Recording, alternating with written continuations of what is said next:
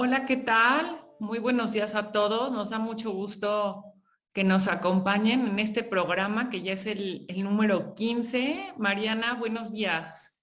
Hola Denise, buenos días y buenos días a todo el equipo de IntelliJuris y a todos los que nos acompañan.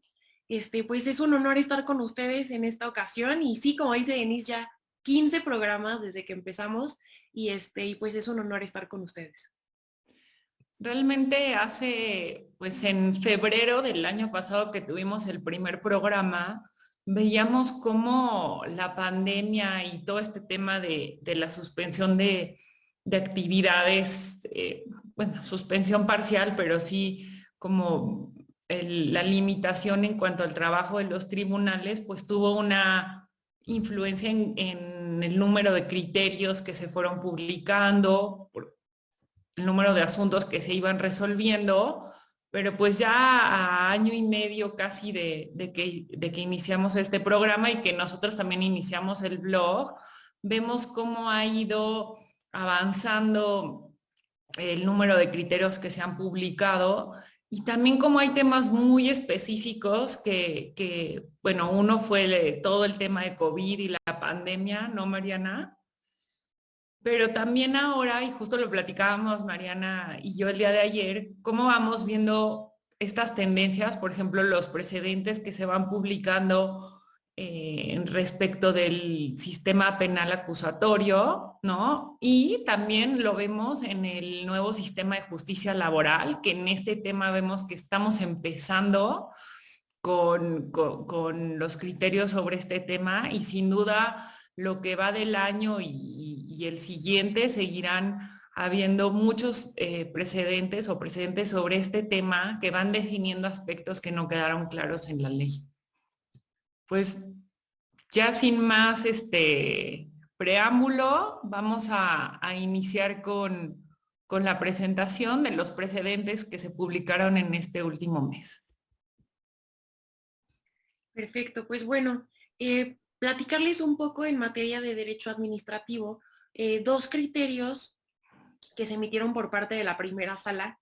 De hecho, como van a ver en el transcurso de este webinario, muchas de las tesis que vamos a comentar en esta ocasión provienen de la primera sala.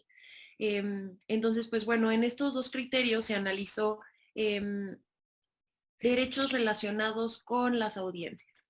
Y en este primer criterio que tenemos de la primera sala, se analiza si es que debe distinguirse entre noticias y opiniones por parte en los programas de televisión y en todo tipo de programas en donde se estén dando informaciones noticiosas.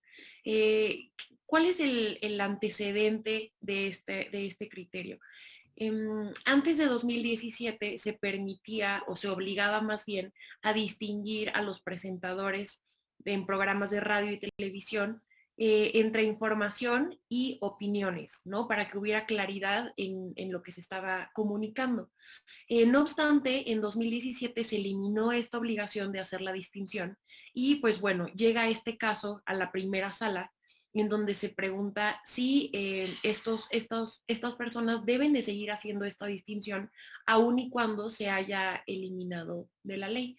Y lo que responde la primera sala es que sí debe de seguir haciéndose esta distinción aun y cuando se haya eliminado la obligación en la ley, porque en razón de los derechos de la protección a la libertad de expresión y el acceso a la información.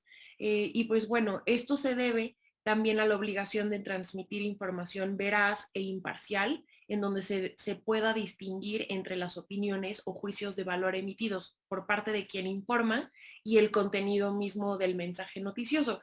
Y aquí llama la atención porque también la primera sala vincula esta argumentación con una sociedad democrática y señala que solamente puede existir una sociedad democrática cuando se tiene una sociedad informada. Entonces, pues bueno, va en ese sentido esta primera tesis aislada y esta segunda tesis que emitió la primera sala de igual forma tiene que ver con quién debe de emitir la regulación exclusiva en materia de derechos de las audiencias. Y aquí la primera sala resolvió que con fundamento en el artículo 28 de la Constitución Federal, es el Instituto Federal de Telecomunicaciones quien debe regular de forma exclusiva los derechos de las audiencias. Y es interesante porque aquí, si vemos las tesis, podemos ver que en el criterio jurídico, la primera sala hace alusión a el carácter que tiene el Instituto Federal de Telecomunicaciones, ¿no? Y vemos que es justo esta conceptualización jurídica del IFT lo que permite implementar mecanismos para hacer eficientes los derechos de las audiencias. Y esto tiene que ver, como vemos en la siguiente diapositiva de la tesis, con una capacidad que tiene el IFT de tener una libertad y una autonomía a la hora de emitir estas regulaciones en donde no se ve o no tiene presiones exteriores, en teoría, de acuerdo a su organización jurídica, ¿no? Entonces, pues bueno, estas dos tesis van en este sentido y son en materia administrativa.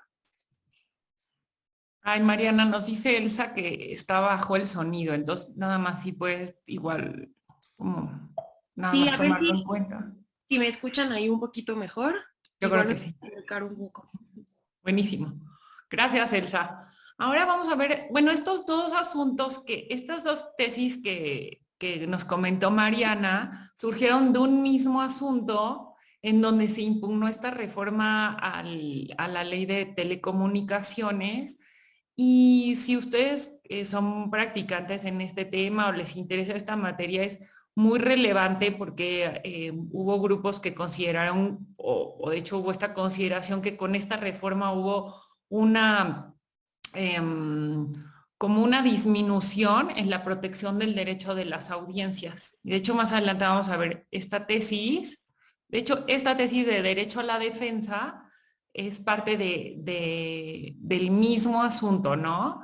En este criterio, la Corte, bueno, específicamente la primera sala, analiza el derecho a la defensa de los derechos humanos. Y esto es muy interesante porque le pone nombre a un concepto que antes yo no lo había visto tan claro en un criterio anterior, ¿no? Y entonces habla de este derecho a la defensa como otro derecho que puede ser llevado al amparo y sobre todo es un tema que está relacionado con el interés legítimo, ¿no? Porque aquí dice que el derecho a defender los derechos humanos consiste en llevar a cabo cualquier acción que busque el reconocimiento de derechos humanos y habla de derechos de primera, de segunda, incluso de tercera generación, ¿no? Porque habla de los derechos civiles, políticos, sociales, económicos o culturales. Con esta tesis, nosotros consideramos que se podrían llevar a través del interés legítimo planteamientos que antes parecían muy acotados al amparo, ¿no? Bajo este criterio. Y como les digo, esta consideración se hizo como parte de del mismo asunto en el que se impugnaron diversos artículos que fueron reformados de la Ley Federal de Telecomunicaciones y Radiodifusión. Ahora, otro tema que llegó a la primera sala de la Suprema Corte fue el analizar una ley que se publicó ya hace tiempo, pero es la Ley General para la Atención y Protección a Personas con la Condición de Espectro Autista. Y esta norma fue impugnada, por lo que hace a algunos artículos, desde el momento de de su publicación, ¿no? Y aquí se analizaba si era constitucional un artículo que establece que las personas con condición de autismo tienen derecho a ejercer su capacidad jurídica de manera independiente o si lo tenían que hacer necesariamente a través de un tutor, ¿no? O de una persona como en la legislación civil cuando se considera que no tiene capacidad jurídica. Entonces la primera sala concluye que la ley es constitucional en cuanto que reconoce que las personas con condición de autismo pueden tomar decisiones por sí mismas y también se tendrá que valorar algunos casos en los que lo realice a través con un modelo de asistencia, ¿no? Con el acompañamiento de otra persona, pero dice, no se le puede sustituir a su voluntad, no se pueden considerar como personas incapaces, por lo tanto, como está regulado en la ley, es correcto, ¿no? Porque se tiene que respetar su voluntad y sus preferencias y se tendrá que analizar en cada caso en específico qué decisiones sí pueden tomar de manera independiente y cuáles no. Esto creo que es relevante. Este mismo asunto se analizó un artículo que está relacionado con la educación y bueno, en la propia ley se dice que a las personas con condición de autismo se tiene que respetar su derecho a la educación de manera inclusiva y en tanto en los sectores públicos como privados. Entonces, bueno, si bien esto ya estaba previsto en la ley, pero la primera sala realiza diversas consideraciones que son relevantes y que incluso en temas de educación podrían resultar aplicables para eh, otros grupos de niños que no necesariamente están en el espectro autista, pero sí es relevante en el tema del derecho a la educación inclusiva.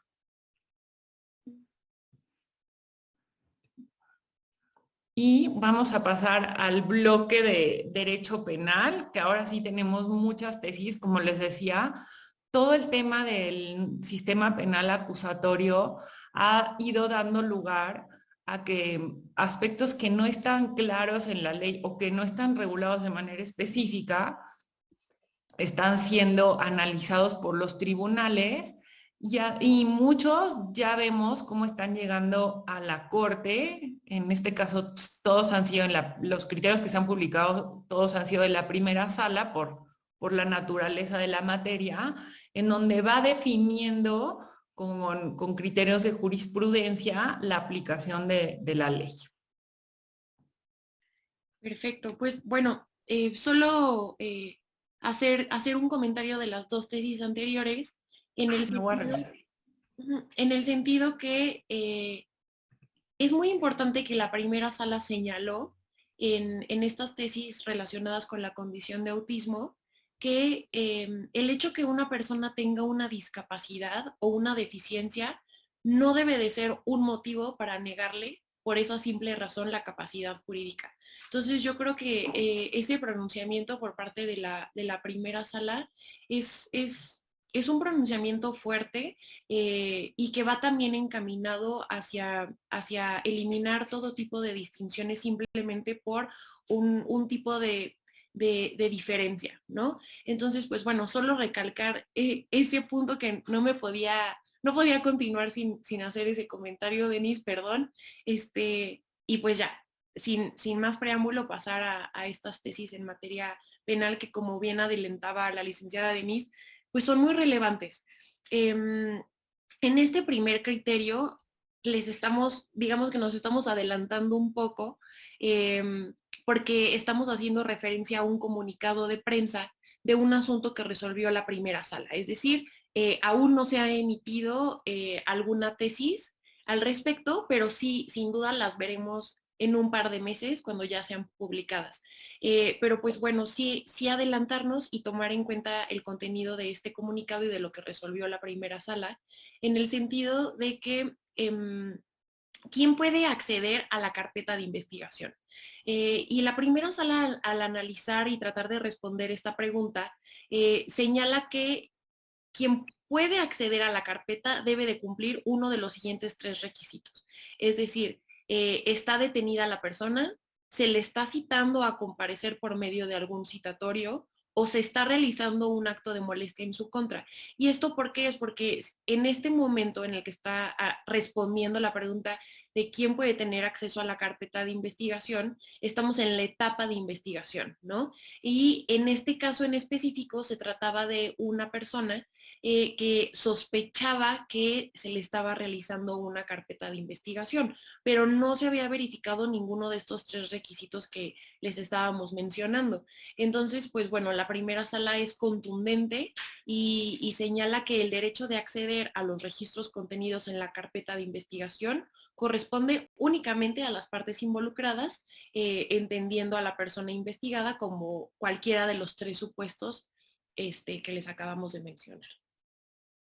Sí, de hecho este tema es muy relevante, como dice Mariana, se resuelve apenas hace una semana, porque era una práctica muy común el promover juicio de amparo por la sospecha de que se estaba haciendo y solicitar la suspensión, porque lo que realmente se buscaba en estos juicios, en estos amparos, era obtener la suspensión para efecto de que no se le fuera a citar a la investigación o no se le fuera a detener a una persona en la etapa de investigación del Ministerio Público. Y con este asunto la Corte da, pues, como que le da carpetazo a esta práctica y dicen, no, por el simple hecho de que se tenga una sospecha, no va a proceder el juicio de amparo. Entonces, sí viene a cerrar una práctica que está haciendo, que es muy común y que cada vez está haciendo más común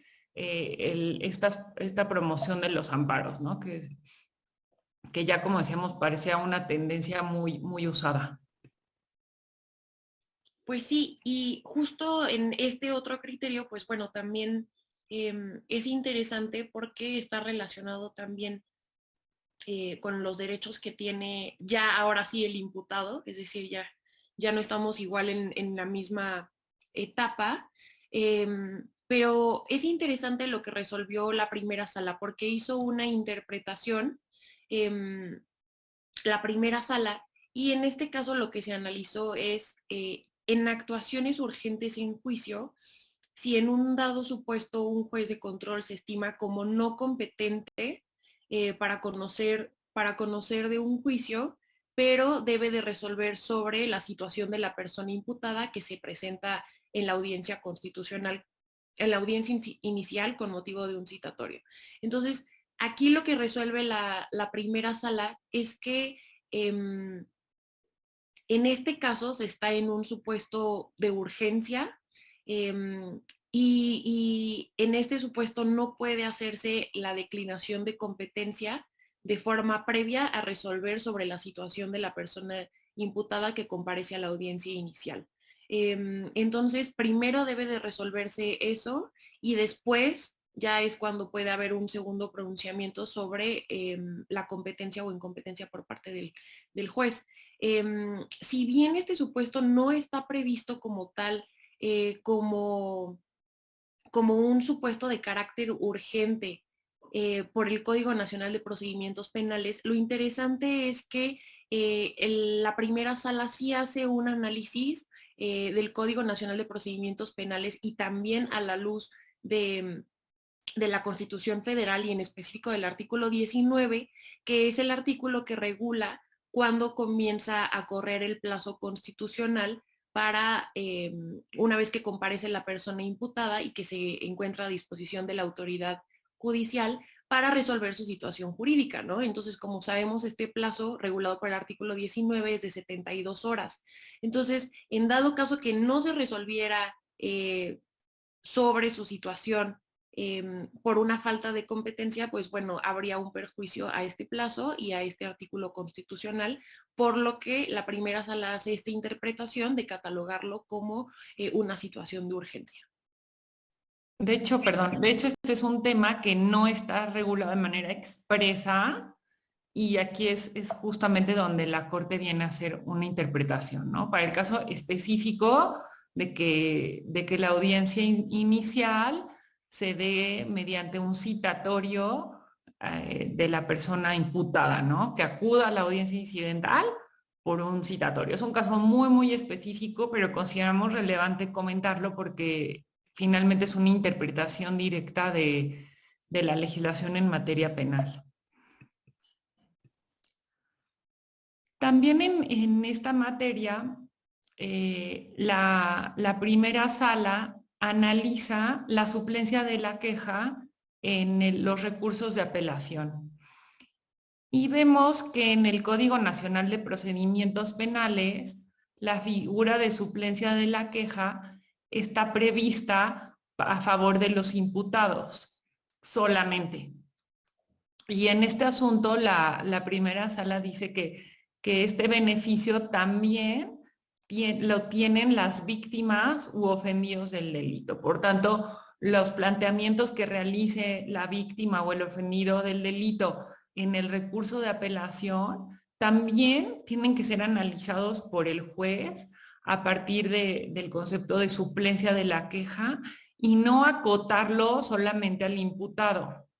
Entonces, por lo tanto, el tribunal tendrá que hacer un análisis de oficio de los aspectos y de la que se están planteando y si hay violaciones a derechos fundamentales y por tanto complementar aquellos aspectos que no fueron planteados por la víctima cuando advierta que hay una violación a derechos fundamentales, ¿no? Entonces también esto, al igual que la tesis anterior, son aspectos que vamos a ver que no van a estar en la ley, no están en la ley, pero se va formando jurisprudencia y se va complementando de esta manera, ¿no?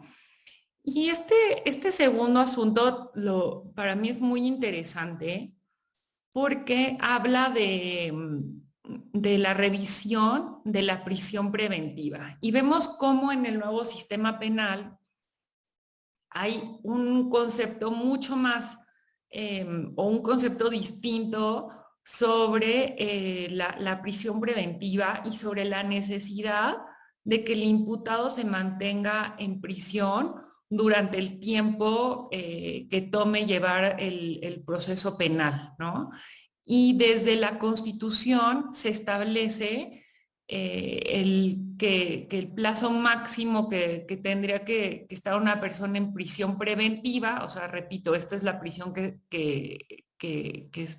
se tiene durante el proceso penal, tiene que ser máximo de 2 años, ¿no? Y en este caso específico, el imputado cumplió los 2 años de prisión y el juicio seguía abierto, seguía en trámite y plantea el imputado que se haga una revisión. Bueno, él planteó que tenía ya que ser liberado, ¿no? Porque ya se había cumplido el plazo de los 2 años y no se había dictado sentencia en el asunto, ¿no? Inicialmente fue desestimado o se negó su petición, pero este asunto llegó a la primera sala de la Suprema Corte y realmente retoma el texto constitucional, ¿no? En el que se advierte que está este plazo de 2 años y dice que no hay un impedimento para que el juez de control revise si es necesaria la prolongación de la prisión preventiva o si ya tendría que liberarse a la persona. Esto no quiere decir que ya terminaría el proceso penal, sino la medida, que es una medida de precaución, ¿no? de que se tenga bajo prisión, si esta medida puede terminar cuando se cumple este plazo de 2 años. Y lo que también es relevante es que dice que incluso en esta revisión que se haga de la prisión preventiva, el Ministerio Público tiene que acreditar si es necesario que continúe la medida cautelar y tiene que demostrar que es necesario que la persona todavía esté en prisión. Y incluso en esta parte que está subrayada, aquí señala que si el Ministerio Público no logra demostrar en esta parte debidamente, tendría que liberarse o sea, tendría que dictarse que cese la prisión preventiva y si acaso considerar otras medidas cautelares, pero sí abre la puerta a que se hagan estos planteamientos por parte de los imputados y yo creo que también el Ministerio Público tendrá que leer con mucho cuidado este criterio para decir los procedimientos penales efectivamente tienen que llevarse con una mayor celeridad de lo que está acostumbrado, ¿no? Porque sabemos que en muchos casos, pues estos procesos tomaban un tiempo, bueno, muchísimos años, ¿no? Hasta que se dicta sentencia. Ujú. Pues bueno, solo hacer un comentario sobre esa tesis porque la verdad a mí también me pareció sumamente relevante. eh, y pues bueno, es interesante analizar esta tesis sabiendo que la prisión preventiva oficiosa es una restricción a la libertad. Entonces, partiendo de ese supuesto, tenemos que entender que la prisión preventiva es una medida que debe de ser excepcional y no como una regla para su imposición, ¿no? Entonces, una vez que se haya transcurrido este plazo de 2 años en la prisión preventiva, es interesante que en esta tesis se plantee cómo el juez debe realizar un análisis sujeto a un escrutinio elevado en su justificación, es decir, por qué se debe de continuar con esta medida cautelar de prisión preventiva. Entonces también en esta tesis pues es interesante cómo señala cuáles son los elementos que debe de considerar el, el juez a la hora de analizar si se cumple con este escrutinio elevado y pues bueno, analizar la complejidad del asunto, la actividad procesal del interesado y la conducta de las autoridades. Y pues bueno, justo en este caso que dio origen a la tesis, se trata de una persona que había sido vinculada a proceso por el delito de privación de la libertad para cometer el delito de robo. Entonces, pues bueno, sin duda es un delito grave, pero bueno, analizar qué tanto tiempo se requiere para pues armar todo este expediente y poder determinar la situación en este caso, ¿no? Entonces, eso por un lado, y el otro elemento que es sin duda muy relevante es la conducta de las autoridades. El juez también tiene que analizar eso, es decir, las autoridades, es decir, el Ministerio Público ha actuado de forma diligente en este juicio. Y eso es interesante porque hay muchas ocasiones en las que hay retardos o dilaciones innecesarias a la hora de tramitar estos juicios que obliga a que las personas pues se mantuvieran por más tiempo del necesario en esta prisión preventiva. Entonces, pues bueno, es interesante que se plantee como uno de los elementos que debe de analizar el juez y pues como ya les adelantaba la licenciada Denise, si no se demuestra o si no se cumple con este estándar elevado, la consecuencia es inmediatamente que cese la prisión preventiva oficiosa y que, bueno, se determine otra de las medidas cautelares en su lugar. Así es. Y pues bueno, también en materia penal, este, tenemos más tesis. Este otro criterio es sobre el procedimiento abreviado.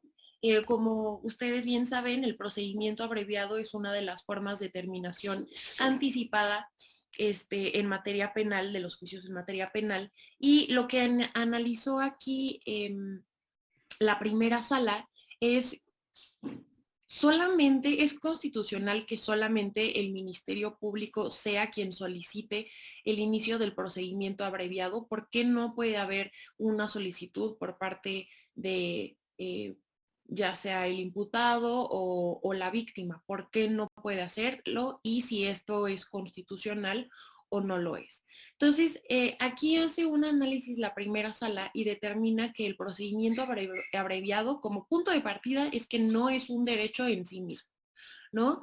Entonces, pues bueno, desde ahí cambia como la perspectiva o el enfoque desde donde la primera sala está analizando este apartado, ¿no? Y en segundo lugar, determina que como no es un derecho en sí mismo el procedimiento abreviado, y justo es esa parte que estaba subrayada en la tesis, se trata de una institución procesal diseñada para hacer más eficiente el sistema y materializar la justicia restaurativa. Entonces, aquí le está dando un carácter no de derecho, sino como algún método especializado para despresurizar las altas cargas de trabajo de los órganos jurisdiccionales y sí también como un mecanismo de acceso a la justicia restaurativa.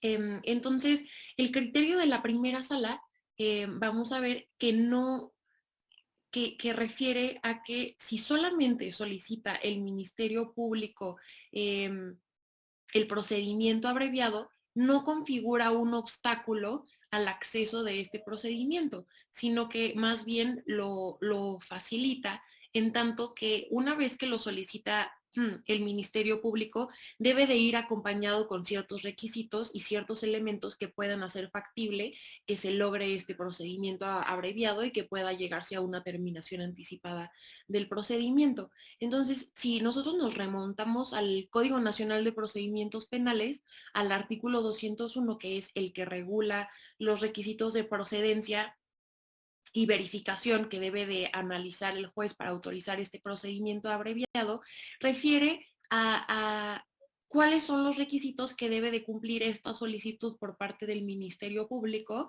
para que proceda. Y uno de esos es que la víctima u ofendido no presente ninguna oposición y que, bueno, el imputado reconozca los alcances del procedimiento abreviado y expresamente renuncia al juicio oral, ¿no? Entonces, estamos hablando de que el Ministerio Público, de acuerdo a esta interpretación de la Corte, lejos de obstaculizar el acceso a este procedimiento abreviado, lo facilita al reunir todos estos requisitos.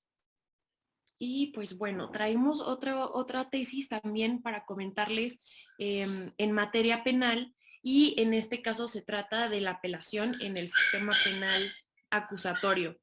Entonces, pues bueno, comentarles que en este caso, la primera sala analizó qué es lo que puede o hasta dónde puede llegar la resolución o el alcance de lo que hace el tribunal de alzada una vez que revoca una sentencia absolutoria. ¿Qué es lo que sí puede hacer? ¿Qué es lo que no puede hacer? ¿No? Entonces es muy interesante porque en jurisprudencia la primera sala determina que si en un caso el tribunal de alzada revoca una sentencia absolutoria, no va a poder reasumir jurisdicción sobre aspectos que no hayan sido analizados, tampoco va a poder hacer una individualización de la sanción penal y tampoco puede hacer la determinación de la reparación del daño. Entonces, pues bueno, esto es muy interesante porque obliga a que el caso se devuelva al tribunal de enjuiciamiento para que pueda determinar estos aspectos que les acabo de mencionar en una audiencia pública, ¿no? Entonces, la finalidad de este criterio de la primera sala es, por un lado, proteger el principio de inmediación, en tanto que va a ser el tribunal de enjuiciamiento quien desahogue todos estos medios de prueba que se hubieran ofrecido en su caso por parte de las partes, para efecto de hacer la individualización de las penas y la reparación del daño. Y también asegura otro principio, que es el principio de impugnación. Y esto también es de vital relevancia, ya que permite que sigan teniendo las partes este derecho a un acceso a un recurso judicial efectivo en caso de tener algún tipo de inconformidad. Pueden apelar las determinaciones que sobre dichos aspectos hayan sido decididos en la sentencia emitida por parte del Tribunal de Enjuiciamiento. Entonces, pues bueno, sin duda creo que es un criterio también relevante y protector, ¿no? Si bien tal vez puede ser un poco más tardado en la práctica, el que en vez de que ya el tribunal que haya revocado la sentencia absolutoria emita con todas las consideraciones completas y lo tenga que regresar, al final tiene un sentido mayor protector de derechos. Muy bien. Voy a tomar un tiempo nada más para leer las preguntas que nos hacen y, bueno, también intentar responderlas porque algunas son muy específicas. Y bueno, si bien Mariana y yo vamos viendo las tesis, no nos consideramos que pues no somos expertas en todo, ¿no? Pero está muy bien que nos hagan las preguntas. Sergio Moisés Gutiérrez nos dice, buenos días, tengo una duda respecto al tema del derecho a las audiencias y pregunta si los lineamientos de la Secretaría de Gobernación sobre el contenido, sobre la clasificación del contenido de los programas de televisión todavía están vigentes. Revisando ahorita el reglamento de la materia, establece el reglamento de la Ley Federal de Radio y Televisión, establece que efectivamente es la Secretaría de Gobernación a través de la Dirección General de Radio y Televisión quien va a emitir la clasificación de los programas de televisión. Entonces, en el entendido que estos sí están vigentes porque pues es una facultad de esta autoridad, pero Mariana, no sé si tengas más conocimiento de este tema. Pues yo creo que en el mismo sentido de lo que tú estás comentando, yo creo que va encaminado hacia mantener la protección de los derechos de las audiencias, ¿no? Entonces, en ese mismo sentido sería mi comentario, si bien no conozco a fondo cómo fue la reforma y por qué fue que se eliminó esta parte, pero sin duda creo que la primera sala lo que trató de hacer fue subsanar este cambio legislativo que al parecer no era tan protector de derechos como lo que estaba anteriormente.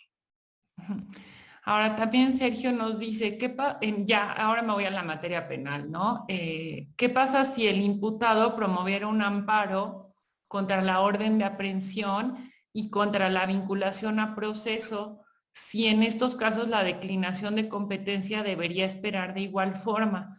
Entonces, en la tesis, que si quieren me voy a regresar aquí en la presentación para que lo podamos ver juntos, porque creo que sí sirve que se vea.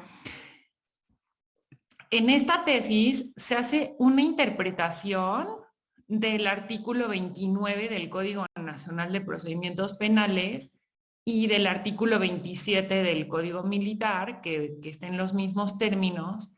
Y en estos dos casos se establece expresamente cuáles se consideran como actuaciones urgentes que se presentan ante el juez de control y que los tiene que resolver a pesar de que el juez se considere que es incompetente, ¿no? Entonces, en este caso, dice que en los casos en que exista un detenido es cuando tiene que resolver eh, eh, respecto de la condición de la persona y ya tiene que determinar si se formula la imputación y si procede o no las medidas cautelares que puedan haber sido solicitadas por el Ministerio Público. En este caso vamos a pensar sobre la prisión preventiva. Entonces, más bien, este precedente dice, bueno, cuando la persona se presenta por citatorio, también se va a considerar que se esté en un supuesto de actuaciones urgentes, como es el caso de que ya esté detenida el imputado, ¿no? Esa es lo que dice la tesis y la interpretación que se da. Ahora tú nos dices si se promueve el amparo contra, más bien si se trata de un supuesto donde hay orden de aprehensión, pues yo entendería que sí, aunque no quisiera como entrar al detalle porque es un caso muy específico de interpretación de este artículo 29. Entonces, más bien lo que hace es que dice, cuando hay detenido, ahí el juez tiene que resolver sobre las medidas cautelares, pero también cuando la persona se presenta por su propio pie, pues, y por haber sido citado, ¿no? Entonces, ahí Sergio, espero que te hemos contestado tus preguntas y si no, escríbenos y te prometemos que lo investigamos mucho más a fondo, ¿no? Y Igual, bueno, también siguiendo con Sergio, nos dice que qué opinamos sobre la medida llevada a cabo por el ministro Saldívar para liberar presas sin sentencia de un penal de la Ciudad de México. Híjole, es que creo que estos temas, no sé tú, Mariana, si quieres comentar de esto. sí, igual también regresarme un poquito a la primera pregunta de Sergio y también creo que es muy interesante la pregunta, porque en este criterio que analizamos, lo que se determinó por parte de la primera sala es que no se tratan de supuestos limitativos los previstos en el Código Nacional de Procedimientos Penales. Entonces, para catalogarlo como urgente, ¿no? Entonces, podría estar sujeto a una nueva interpretación y determinar si estos supuestos que está señalando Sergio podrían considerarse como supuestos urgentes, ¿no? En tanto que si ya se señaló por parte de la primera sala que lo que está dispuesto en el Código Nacional de Procedimientos Penales no es limitativo, entonces podría ampliarse. Pero también es cierto lo que comentaba la licenciada Denise en el sentido de que está limitada esta tesis a los supuestos de cuando hay un citatorio, etcétera, los que ya habíamos comentado. Entonces, pues bueno, sí, yo creo que es una pregunta con una respuesta incierta, ¿no? Tendría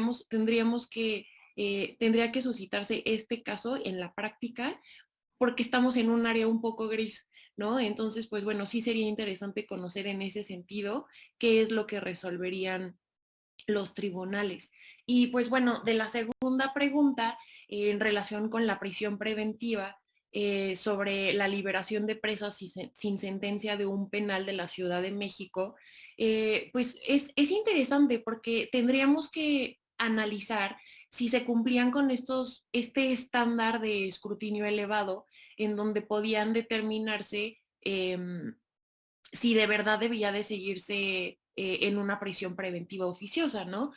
Recordemos que es una medida excepcional la prisión preventiva y cuál es el beneficio que se estaba obteniendo tanto en el sistema de justicia como en las propias cárceles en tener a estas personas privadas de su libertad si, por ejemplo, no había habido ningún tipo de avance en los juicios que se estaban ejecutando en contra de ellas, ¿no? Entonces, pues bueno, en ese sentido sería mi comentario. No sé si tú, Denise, quisieras añadir algo más.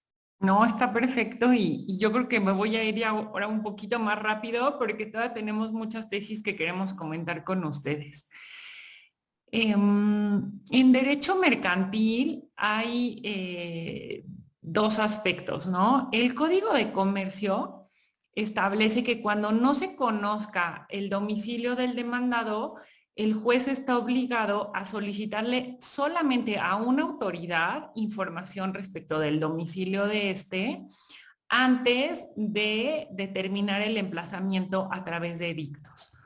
En este caso, también la primera sala resolvió una contradicción de tesis y dice, no, no es suficiente con que solamente se pida información a una autoridad que generalmente es el Servicio de Administración Tributaria, a quien se le pide el domicilio fiscal del demandado, ¿no?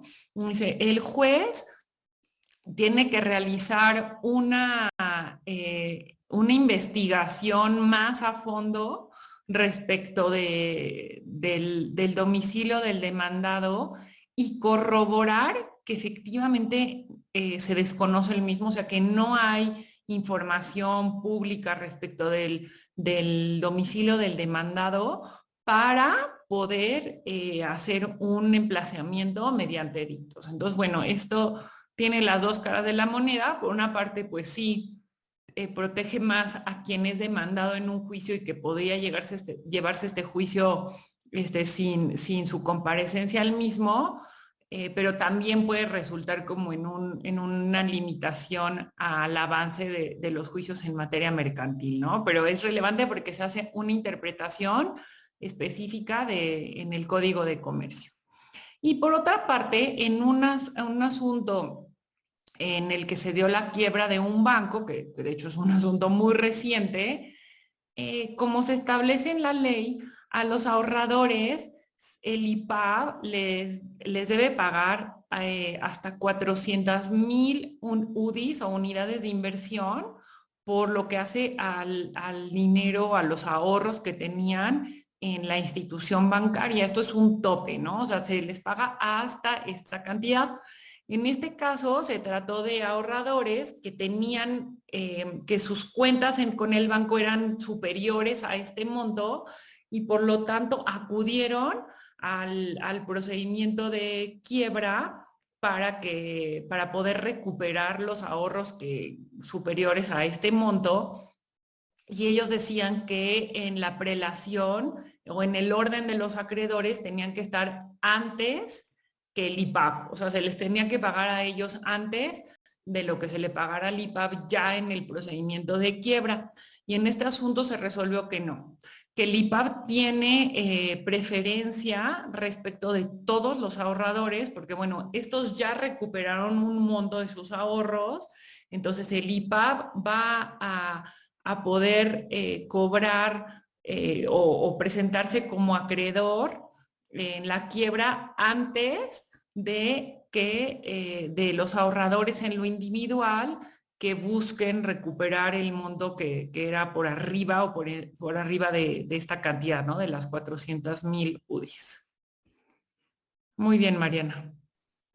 Ok, y pues bueno, solo para retomar la última pregunta de Sergio Moisés Gutiérrez, que decía, Mariana y Denise consideran que el procedimiento abreviado debe ser una excepción y no una regla en el sistema acusatorio. Y bueno, yo creo que el problema aquí son los requisitos para poder acudir a este tipo de procedimiento abreviado. Y como sabemos, uno de los requisitos indispensables para acudir a este procedimiento abreviado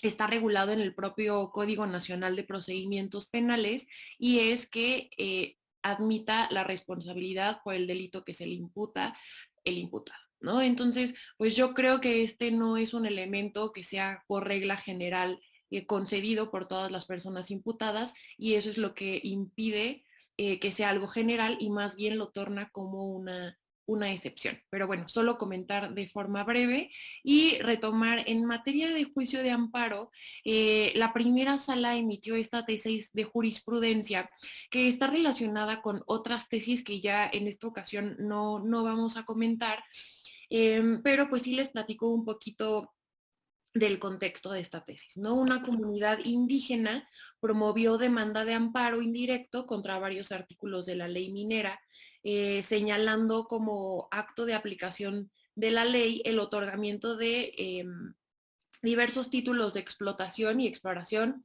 en las tierras en donde esta comunidad indígena habitaba, ¿no? Entonces, en esta jurisprudencia de la Corte, que yo creo que es muy relevante para el tema de cuando se estén señalando omisiones legislativas, ya sean absolutas o relativas en el juicio de amparo, es que en este caso el juez de distrito hizo, a través de suplencia de la queja, consideró que aun cuando no habían señalado esta comunidad indígena como acto reclamado una omisión, existía una omisión legislativa de ejercicio obligatorio, en tanto que el legislador no había adecuado su ordenamiento, es decir, la ley minera, conforme al artículo 2 de la Constitución Federal, en donde se señalaba o se señala actualmente que debe de existir una consulta previa, libre e informada de las comunidades indígenas cuando, pues bueno, se puedan afectar sus derechos, ¿no? Entonces, el juez de distrito hizo esta suplencia de la queja y la primera sala lo primero que hace es determinar si es posible que la suplencia de la queja alcance a que se señale como un acto reclamado, algo que no estaba planteado y algo del tamaño de una omisión legislativa, ¿no? Entonces, la primera sala lo que resuelve es que si el juzgador no advierte el reclamo de una omisión legislativa desde el escrito inicial de demanda, no puede estudiarse en suplencia de la queja, ¿no? Eso por un lado. Y por otro lado, yo creo que lo más interesante de esta tesis, además, claro, de la suplencia de la queja y de cuáles son sus límites en materia de omisiones, es cuáles son los pasos que debe de seguirse en el juicio de amparo por parte del juzgador para determinar las omisiones, ¿no? Entonces, lo primero que nos señala la primera sala en jurisprudencia es que el juzgador debe de determinar, en caso de que sí esté frente a una omisión legislativa, que sí haya sido señalada, en qué consiste la obligación de legislar. Es decir, hasta dónde estaba obligado el legislativo a actuar, ¿no? Entonces, aquí hace una clasificación de 4 tipos de obligaciones que podría tener de legislar. Es decir, la primera, que sería legislar sobre una materia en específico. Segundo, expedir una norma en concreto. Tercero, establecer o modificar un artículo en específico. O cuarto, hacer una adecuación de las normas a un mandato constitucional. Este es el primer paso que debe de seguir el juzgador. En segundo lugar, el juzgador debe de identificar si se está frente a una omisión relativa o una omisión absoluta. Y esto es interesante, no solo desde la perspectiva del juzgador, sino también desde la perspectiva de quien acude al juicio de amparo. ¿Por qué? Porque si se trata de una omisión relativa, el acto reclamado debe de ser la propia norma, es decir, estamos partiendo del supuesto de que sí se legisló, ¿no? Pero esta legislación estuvo deficiente, incompleta o no fue acorde a lo que se le estaba pidiendo. Entonces aquí el acto reclamado puede ser la propia norma o el cuerpo normativo. Y en caso de que se trate de una omisión absoluta, aquí el acto reclamado, ¿cuál sería? En caso de ser omisión absoluta, significa que no ejerció su obligación de legislar. Entonces, aquí hay una carencia total de actividad por parte del legislador y se debe de señalar como acto reclamado la falta de actividad o la carencia total de actividad por parte del legislador. Entonces, también vemos que estos elementos deben de ser tomados en cuenta desde la hora que los particulares formulan sus escritos de demanda, porque al señalar de forma incorrecta el acto reclamado, dependiendo si estamos clasificando la omisión como relativa o absoluta, no va a poder ser subsanado a través de la suplencia de la queja. Entonces, pues bueno, creo que esta tesis es sumamente relevante tanto como para juzgadores como para particulares que acudan al juicio de amparo. Sí, esta tesis es muy relevante. A ver si en el siguiente programa podemos tocar o ya entrar como mucho más a detalle en este tema. Jesús Lizárraga levantó la mano y si quieres, Jesús, te doy como la palabra para que puedas participar. Nos encanta que... No, creo que no, pero si quieres intentarlo otra vez o si nos quieres poner la pregunta en el chat, yo de todas formas ahorita voy a dejar abierto el micrófono por si quieres hablar. Y mientras tanto voy a, no sé, yo creo que como ya tenemos un poquito tiempo, quiero irme a esta tesis del secreto bancario y ya si nos da tiempo nos podemos regresar a las otras que teníamos. De todas formas, ya les compartí la presentación para que ustedes la tengan. Y se trata de una jurisprudencia que fue publicada por la primera sala. Es un asunto que se resolvió en febrero de este año y en donde la primera sala analizó, bueno, voy a regresar tantito para que lo vean aquí, analizó los alcances del secreto bancario. Como ustedes saben, esto está regulado en la Ley de Instituciones de Crédito y establece quiénes o qué autoridades pueden solicitar información a los bancos a través de la Comisión Nacional Bancaria y de Valores. Hay un criterio ya de hace años, en donde se estableció que los ministerios públicos de los estados, si querían solicitar la información bancaria, tenían necesariamente que pedirlo a través de orden judicial. Pero este caso como que dio lugar a que pareciera que todo el artículo, que ahora es el artículo 142, de la Ley de Instituciones de Crédito es inconstitucional porque permite que ciertas autoridades soliciten información bancaria sin que haya una orden judicial. Lo que vemos es que con esta tesis, con esta tesis que se publicó, y en realidad son dos asuntos que ya resolvió la primera sala, uno en febrero y otro apenas en mayo, confirma que cuando es el SAT o la Secretaría de Hacienda, pero en este caso, bueno, es el SAT o la Procuraduría Fiscal, solicitan información bancaria de los contribuyentes para fines fiscales, es el caso muy específico. En este supuesto, no se requiere de una orden judicial previa, sino que el SAT puede directamente solicitarle a esta información a través de la Comisión Nacional Bancaria y de Valores respecto de los estados de cuenta bancarios o información bancaria de los contribuyentes. Ahora, consideremos que cuando el SAT hace estos requerimientos, generalmente, o por lo menos lo que se analizó en la Corte es cuando los hace en una visita domiciliaria o en el ejercicio de alguna facultad de comprobación, ¿no? Entonces, voy a un poquito a retomar este caso en específico. Si el SAT solicita información bancaria de un contribuyente cuando está llevando a cabo una visita domiciliaria, esta información que recaba la puede utilizar para presentar querella por el delito de defraudación fiscal. Hasta ahí hasta es como el primer bloque, ¿no? Esta información no necesita el SAT de una orden judicial previa. Ahora, el segundo punto que se analizó también por la primera sala es qué pasa cuando ya esta información bancaria está en poder del Ministerio Público porque ya se presentó la querella y si el Ministerio Público puede utilizar la información para realizar la investigación en materia penal y después iniciar un proceso penal.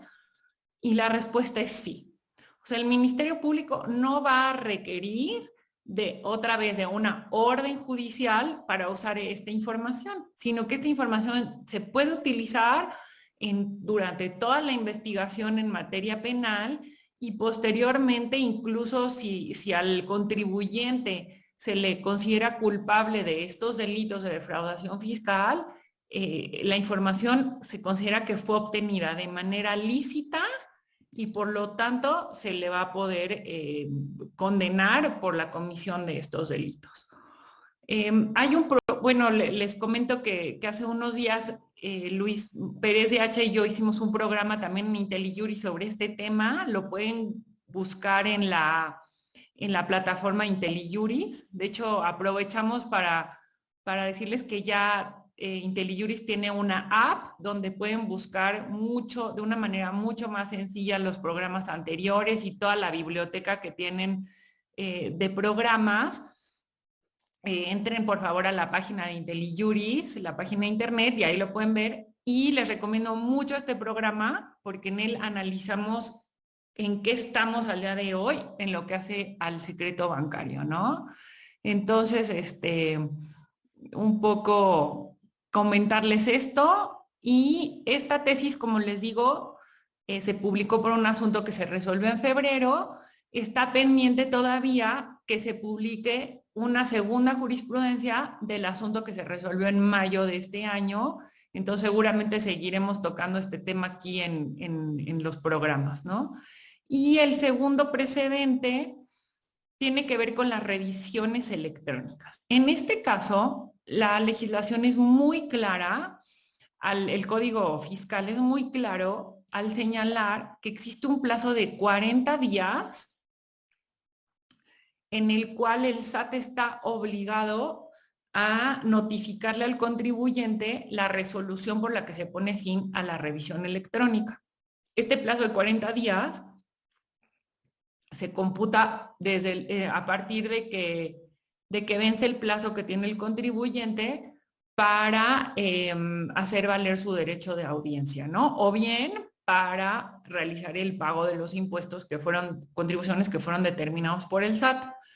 Ahora, existe un segundo plazo en el que señala el código que las revisiones electrónicas tienen que durar máximo 6 meses, ¿no? Entonces, aquí el tema decía el SAT, bueno, la resolución definitiva se la notifiqué al contribuyente fuera del plazo de 40 días, pero sí lo hice dentro del plazo máximo de duración del procedimiento, que son los 6 meses, ¿no? Y con esta manera quería convalidar todo el procedimiento.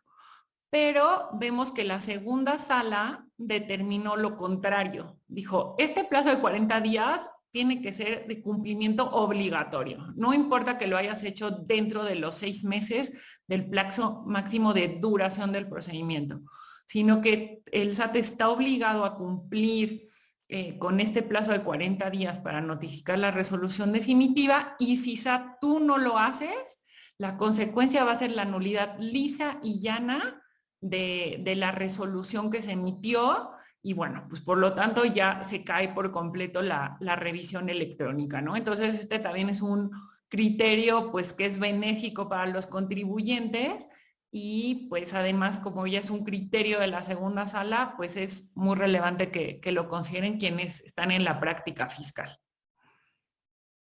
Y yo creo que para cerrar, Mariana, cerramos con estos dos criterios en materia civil. Sí, pues comentárselos de forma muy breve, ¿no?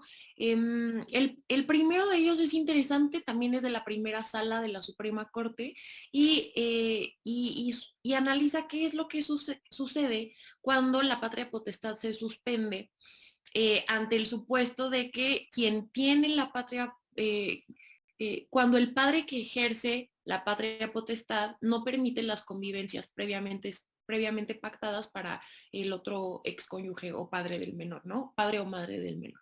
Y entonces aquí la primera sala dijo que este supuesto por el que se suspende la patria potestad es, es constitucional y también analizó qué es lo que debe cuál es el siguiente paso. Una vez que se suspende esta patria potestad por este supuesto en específico, lo que procede es, en atención al principio del interés superior del menor y a la teoría del menor riesgo, pues analizar con quién se quedará el menor de edad, ¿no? Entonces es como la consecuencia, sí se puede suspender, sí es constitucional, pero la consecuencia es no se va a permitir la convivencia de un menor de edad con el progenitor no custodio, y pues si eso es algo que transgreda o afecta el derecho de familia, no tiene ningún tipo de protección constitucional y pues bueno, habrá que determinar quién tiene derecho a convivir, con quién debe de permanecer el menor, ¿no? Eso por un lado, y la siguiente tesis es súper relevante porque analiza la importancia de la prueba de ADN y la determina como la prueba idónea en los juicios en los que se reclame la paternidad, ¿no? Si un menor o una persona reclama la paternidad de alguien en un juicio y ofrece esta prueba de ADN que claramente tiene que acudir el progenitor que se está señalando o al que se le está reclamando la paternidad, y este supuesto progenitor no acude a desahogar o a la práctica de esta prueba de ADN, ¿qué es lo que sucede? La carga de la prueba, ¿quién la tiene? Y aquí lo que se resuelve, este tribunal colegiado resuelve que, número uno, la prueba de ADN es la prueba idónea para en un juicio en donde se esté reclamando la paternidad.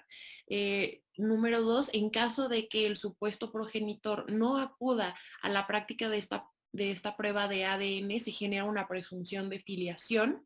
Y en tercer lugar, que la carga de la prueba para desvirtuar dicha presunción queda a cargo del supuesto progenitor o bueno, ya presunto progenitor, y no se puede obligar al menor de edad o a la persona que esté acudiendo a reclamar este reconocimiento de paternidad a que ofrezca otras pruebas para acreditar el parentesco, y esto es precisamente porque se considera la prueba de ADN como la prueba idónea para acreditar la paternidad. Entonces, bueno, se nos expliqué en modo súper veloz, pero espero que haya sido clara, y pues este tema sí es muy importante, sobre todo para aquellos que lleven litigios de este tipo de juicios de reconocimientos de paternidad. Y pues bueno, nos ganó el tiempo, ¿no, Denise?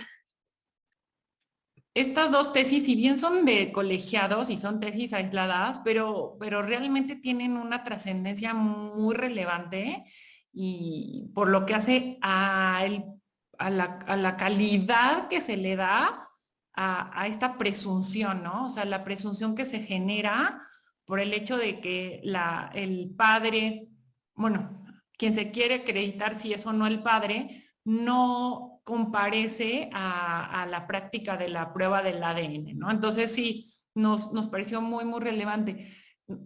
Si no les importa, tomamos como nada más 2 minutos. Sergio Gutiérrez nos dice, en materia de omisiones legislativas, ¿consideran que la facultad de la autoridad para legislar debe ser constitucional para acudir a la sede constitucional de amparo. Mira, Sergio, la verdad es que el tema de las omisiones, primero hay que distinguir si es una omisión absoluta o una omisión relativa, ¿no? Aquí en el caso de las omisiones absolutas, lo que sí ya está como muy claro en el criterio judicial es que tiene que haber un mandato claro para legislar, más allá de si es constitucional o no. Aquí lo que se analiza en primer término es si existe un mandato para el legislativo de emitir una norma. Por ejemplo, hay un caso muy que presentó la Barra Mexicana de Abogados, un amparo por la omisión del Congreso de emitir el Código Nacional de Procedimientos Civiles, ¿no? Y entonces aquí se dice, bueno, hay un mandato claro de que el Congreso tenía que emitir o tiene que emitir este código y no lo ha hecho. Entonces, bueno, ese es un caso, ¿no?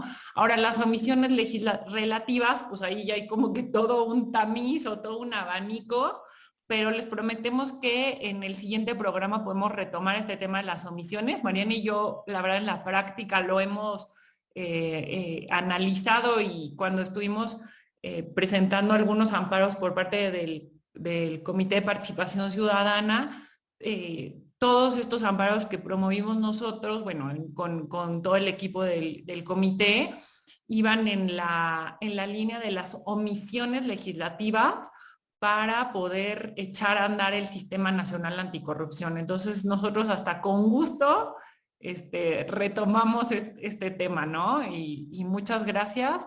No sé, Mariana, si tú quieras ya nada más agregar algo a manera de cierre.